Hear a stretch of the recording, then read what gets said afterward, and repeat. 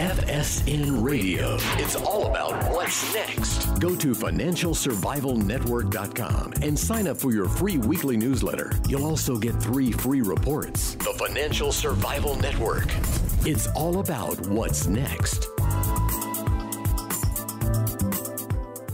Welcome. You are listening to the Financial Survival Network. I'm Kerry Lutz. Today is May 1st, 2017. That is the official holiday, May Day, of the Democratic Party, and they'll be celebrating throughout the country. The rest of us, we have to be concerned about other trivial things like a slowing economy, like factory orders going down, consumer purchases stalled. Well, are we headed for recession? John Rubino over at dollarcollapse.com is with us now with his opinion. Good morning, John. Hey, Kerry. Yeah, it looked like 2016 was a pretty good year and kind of a takeoff year maybe when we finally started growing organically and the Fed didn't have to flood the system with cash to keep us from dropping into a depression. But the latest batch of numbers have come out disappointingly. As you said, consumer spending stalled in March. U.S. manufacturing grew, but grew less than expected in April. And small business borrowing has kind of flatlined, and oil is down, and gold and silver are down today. And the first quarter GDP number at the Atlanta Fed's GDP Now portal has been trending down for basically the entire quarter. And now it's at 0.2%, which means virtually no growth in the first quarter. And based on the numbers that we've seen since then, doesn't look any better in the second quarter. So I think the people at the Fed are kind of scratching their heads now and wondering whether the whole, we're going to raise interest rates 3 times this year and start decreasing our balance sheet. In other words, start to suck money out of the system, whether that makes sense after all. So who knows? You can't tell much from 1 month's worth of stats, but these are disappointing stats from the point of view of the people who were hoping that the things they'd done in the past would end up generating strong growth and, allowing the government to borrow less, yada, yada. The whole organic, sustainable growth story is starting to fade again. And if that's the case, that means several really bad things, basically, that the debt in the U.S. and around the world will continue to grow faster than GDP, which means we're digging ourselves ever deeper into a hole from which there's already no escape. But, to the extent that the hole gets even deeper, it means the trouble when there's a reckoning will be that much greater. And a year of extremely low growth, like what we're apparently looking at now, means the debt is going to spike relative to GDP. And not just here, but around the world. If the U.S. is not growing, it's hard for the rest of the world to put up good numbers. So, we're not the absolute dominant entity in the global financial system like we used to be, but the U.S. is still very important. And if we don't grow, it's hard for anybody else to grow. So that means that this late in the cycle, we're 8 or 9 years into a recovery, when government finances usually start to improve dramatically because everybody's at work and they're all paying income taxes and companies are reporting big increases in earnings and also paying corporate taxes, and then that tops off the government coffers, allows them to either borrow less or to actually pay down debt and improve their finances marginally before the next recession. Well, we're not seeing that now. Everybody's still borrowing like crazy. And more so in some places than others. China's debt binge has really accelerated lately, and it's got a lot of people spooked, but also in the U.S. and Europe. We're all borrowing way too much money going forward, and extraordinarily too much money considering where we are in the business cycle. So these latest batch of numbers, this is scary on a lot of levels and definitely bears watching. Yeah, well, that kind of underscores why Trump by his administration just released a sweeping tax reform proposal. What's your feelings about it? Is it going to make any difference? I'd say what's in it first. Yeah, I think one way you address an economy that's not as dynamic as you'd like is by looking at the structural impediments to dynamism. In other words, what's stopping businesses from building new factories and people from getting hired and investing their money in productive ways? Well, high taxes, of which the U.S. has high corporate taxes, at least. Although, it's a high rate on corporate taxes, corporations right now, but most corporations don't pay that rate. Same thing with individuals. The marginal tax rate might be 35%, but you're not going to pay that. If you make the kind of money that puts you in the top tax bracket, you hire people to figure out how to avoid paying that higher tax rate. So it's not clear that structural changes in a system like this, where it's riddled with loopholes, makes all that much difference. The best you can hope for, I think, is to simplify things and then throw a lot of accountants out of work. But it's not clear that that's some kind of magic bullet that all of a sudden turns an over-indebted economy into a dynamic, organically growing one. The debt is really the problem, more so than structural issues for the U.S. And there's no policy fix for this much debt. You take it on and then you have to deal with the consequences of it at some point in the future. That's where we are. We're living in the future of people who made really unwise decisions regarding debt in the past. And they've saddled us with really insane amounts of money that we owe. So you can never have a normalized economy again under this kind of debt regime, because if interest rates go back up to normal levels, which is really a prerequisite for a fully functioning economy, you got to have high enough interest rates that it pays to save. Because if people don't save, then the whole system just grinds to a halt. But if interest rates are zero on bank accounts and 1 or 2% on high grade bonds, there's no real incentive for people to sock money away, because they actually lose when you adjust for inflation. But with this kind of debt, we can never go back to interest rates that incent people to save, because it is debilitating for the borrowers. Because if you've got to roll your debt over, you have some 1% debt that you've got to roll over, but interest rates have gone up to 4% in the meantime, then your interest cost just quadrupled. And there are very few entities out there in the global financial system that can handle a quadrupling of their interest expense, because they're already paying a lot, even at low rates, because they've taken on so much debt in the past. And a lot of governments, believe it or not, are actually making money on their debt. The Swiss government, the Swiss central bank, reports a profit on the Swiss national debt because Swiss interest rates are negative. Mm-hmm. You take that away, you make those guys pay 3 or 4% for money, and all of a sudden there's a huge swing in their finances. Much worse, by the way, for Japan if that happens, but also really bad for the U.S. and most major European countries. And so we can't get there structurally from here without some kind of an addressing of the debt that we've taken on. And there's no way to do that without extreme pain. You can't get rid of debt other than by inflating it away, which hurts the people we were talking about. That hurts savers more than anything else, because it means their savings evaporate in real terms. Or you can get rid of debt by collapsing under the weight of it and having everybody default, and the debt goes away because the companies that borrowed the money and the governments that borrowed the money either cease to exist or change form in some really fundamental way, and to get rid of their debt. And that's incredibly painful for basically everybody. There's no way that a 1930s style depression happens without incredible pain across the spectrum in the major economies of the world. But that's it. That's all we've got to look forward to. It becomes a question of timing. As I've repeated on your show a dozen times now, Carrie. It's just, we can't know when it's going to happen, but it kind of has to happen. So to get back to the Trump part of the story, I'm not optimistic that a change in some tax rate or certain regulations or really anything else emanating from Washington right now can fix the problems that we've created. And I'm not a huge fan of Trump the person, but I suspect he's going to get blamed for the consequences of all the debt that his predecessors have taken on. And he doesn't deserve that. He deserves some other stuff, but he doesn't deserve to be blamed for the debts that were taken on under the Reagan administration and the Clinton administration and Bush and Obama. These guys in various ways raised the amount of leverage in the system during their time in office and created bigger problems for their successors. So now Trump inherits all that. Mm-hmm. And when it blows up, see, the thing is, there's no way to know when it blows up. I thought it would blow up under Bush, and I was sure it would blow up under Obama.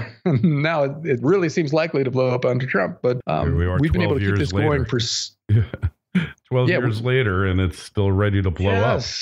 In 12 years later, and vastly more leverage. We've been able to keep this going by borrowing just absolutely insane amounts of money. As all your listeners know now, the Bush administration doubled the national debt. or at least doubled the debt of the federal government, which means they borrowed as much as all the previous presidents combined. And then Obama did it again.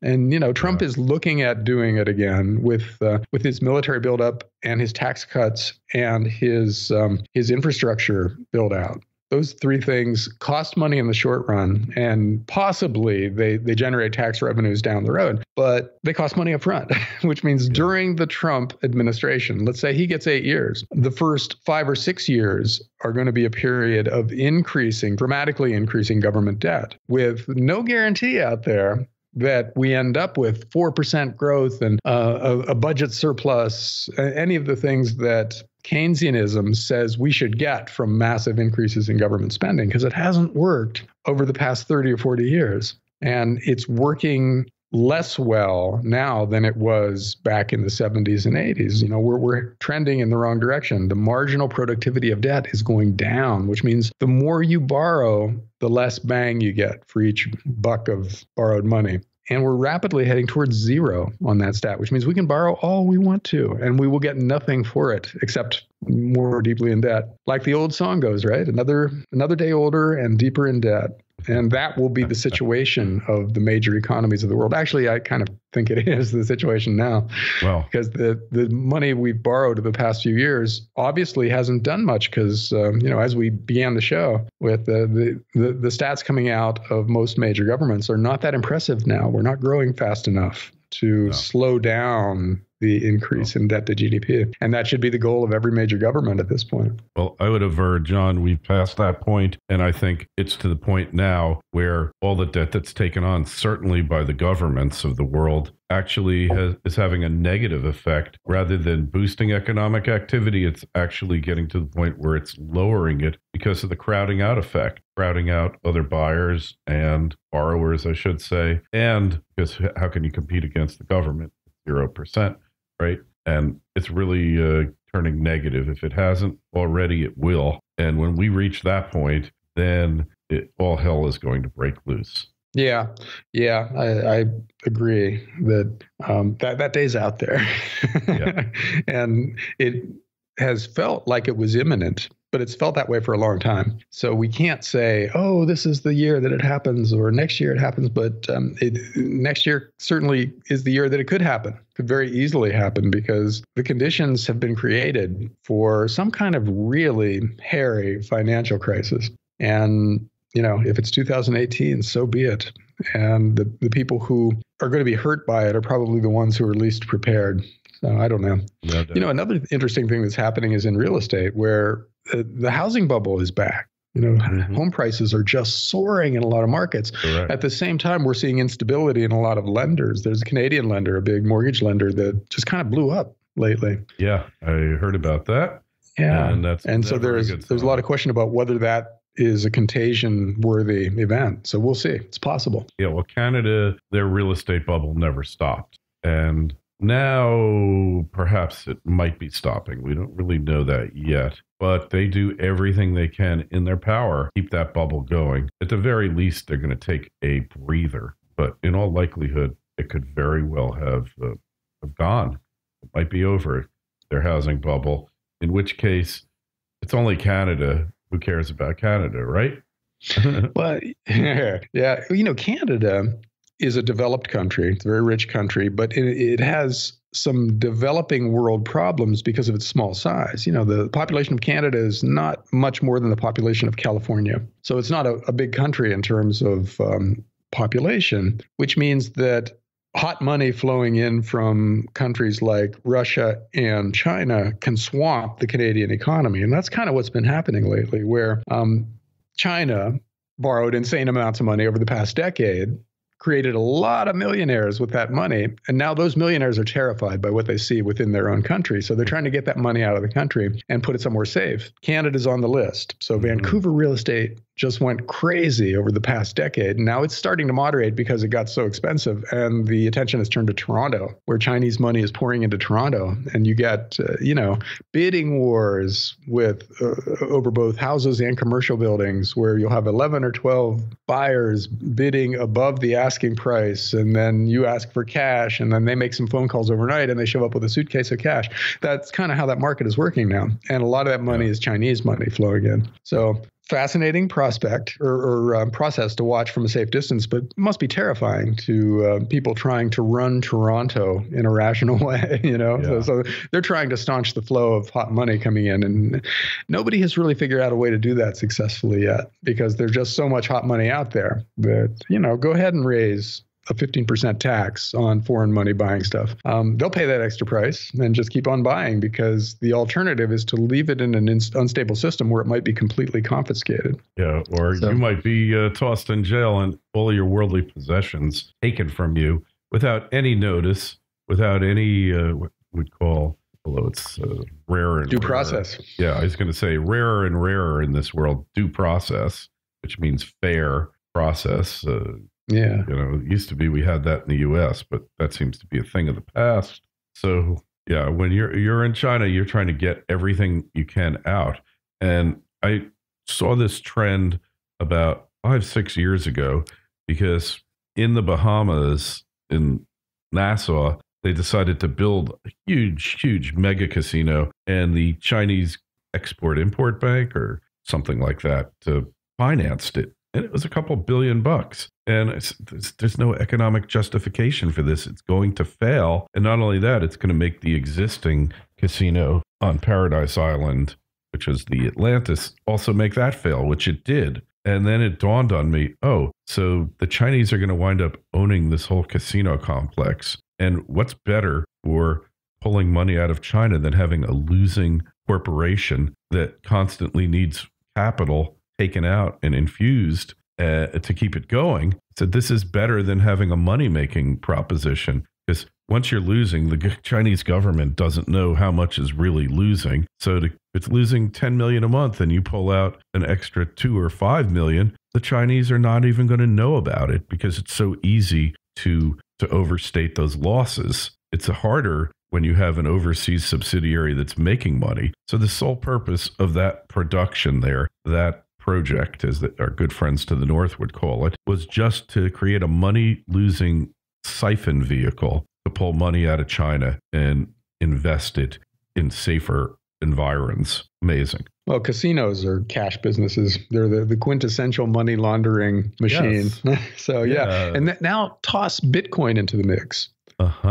And you can move money instantaneously around the world, which allows you to bypass capital controls. So, governments are having trouble, and corrupt governments that have mismanaged their finances are having more and more trouble keeping money in-house now.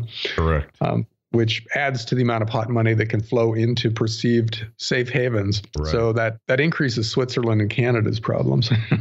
Yeah, that's it. As well as the U.S. I mean, we actually are a safe haven. That's right. People buy treasury bonds and they buy, Miami condos and Seattle houses and things like that for the same reason, because it's a place to park your cash while you wait for the dust to clear and things to sort out in your home country.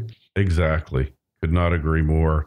And, the Chinese are really experts at money laundering, and they're getting better. I mean, it's like the producers that, if you ever saw that movie or the Broadway play where Zero Mostel and I can't remember his name, but they basically come up with a scheme where they're going to create a play, and they're going to get tons and tons of investors. They're going to sell 10,000% of 100%. But the key is the play is so bad that it's going to fail, and basically it's going to fail, and they'll just pocket the money because everyone expects the thing to fail. And it's so bad that it actually succeeds. And then they're really in trouble and they wind up in jail. And the question is, where did we go right? Where did we go right? We got the worst director. We got the worst script we could find. We got the worst actors. And then where did we go wrong? Where did we go right? Because it succeeded. Yeah. And that's what we got here in China. It's like, hey, We just want this thing to fail so we can suck money out of the country. And then what happens, right? It did fail. There was no possibility that one could succeed. And that was Gene Wilder. That's who it was. Zero Mostel and Gene Wilder, I believe. And so and believe me, that's not the only one of these things around the world that they've set up just for this purpose. So it doesn't matter whether it earns a profit or not, as long as it's a vehicle to remove funds from the country. It's leading to bad economic decisions. And when the crash does really hit us, it will be far worse than it ever would have been, because all of these bad decisions were made not doing projects on their economic merits, but on how much money we can basically pretty much launder out of the country. It's a giant money laundering scam, basically, right? I mean, that's what it comes down to. Well, the China story is so multifaceted. It's amazing because they set up all these shadow banks, basically, state and regional enterprises are able to borrow money at really good rates because they're sort of kind of part of the government. And then they lend that money to build empires in their little regions, a lot of which is misspent. It's misallocated money and is not now generating any kind of cash flow. But we don't know who owes what to whom or how bad the situation is in any given place because it's really opaque. They don't report, gap numbers or anything the way U.S. companies and to an extent municipalities are required to. So the thinking is now that there will be a lot of unpleasant surprises going forward when we actually figure out just how bad things are in these provinces and just how near to bankruptcy a lot of these big companies are. We saw a couple just lately, a dairy operation that was one of the biggest in the world and the biggest aluminum smelter in the world in China, both kind of crashed and burned and had to be bailed out. And if that's just the tip of the iceberg, which it probably is, then China's going to be an ongoing story going forward. And the guys who got their money out of the country are going to look pretty smart. They're going to be glad they did. Yeah. Well, we got those collateralized bovine obligations. CBOs that are going to blow up, and there's so many more like them. I mean, we've done some crazy things in this country in terms of finance, pushing the envelope, if you will, but we have nothing on China. I mean, they're far worse than we ever were because there were no rules there. I wouldn't call it pure capitalism. I'd call it pure crony capitalism. And it was an anything goes environment. And speaking of going, we got to go, but check out John's work at dollarcollapse.com. Sign up for his newsletter, sign up for our newsletter, financialsurvivalnetwork.com. And while you're at it, if you got any questions or comments, email us at kl@kerrylutz.com. Twitter feeds at Kerry Lutz. The Facebook page is Financial Survival Network, where we try to only post absurd news, of which there's just so much of it. Like, for instance, John, there was an article that if you eat chocolate cake in the morning, it's good for you. Oh, that's good news, Gary. So I'm changing my diet, which is what I put on the Facebook page. So eat lots of chocolate cake for dessert, or I should say for breakfast in the morning. Make breakfast a dessert, and we'll leave it at that. Talk to you next week, John.